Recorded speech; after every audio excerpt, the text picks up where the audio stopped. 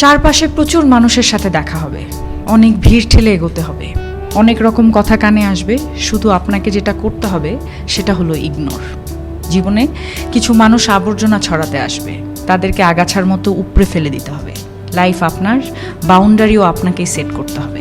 Negativity যেখানে দেখবেন সাথে সাথে সেখান থেকে দূরে সরিয়ে নেবেন নিজেকে। শুনতে খারাপ লাগলেও আপনার কাছের অনেক মানুষ আপনাকে খারাপ দেখতে চায়। তারা চায় সহানুভূতি নামক মলমের তলে একটু কাটা ঘায়ে নুন ছেটাতে। আপনি সিম্পলি সেই সুযোগটাই দেবেন না। অযথা তর্কে যাবেন না, বোঝাতে যাবার কোনো প্রয়োজন নেই। আপনার সামনে কেউ যদি বলে আপনি মূর্খ, তাই মেনে হেসে বেরিয়ে আসুন। ওই যে সময় আর এনার্জি বাঁচিয়ে নিলেন, ব্যাস কেল্লা ফতে। যে যা বলছে শুনে নিন, আর মুচকি হেসে শির দ্বারা সোজা করে নিজের সিদ্ধান্তটা নিজেই নিন। যারা নিজের সিদ্ধান্ত নিজে নিতে পারে তারা আসলে জীবন চেনে, বোঝে।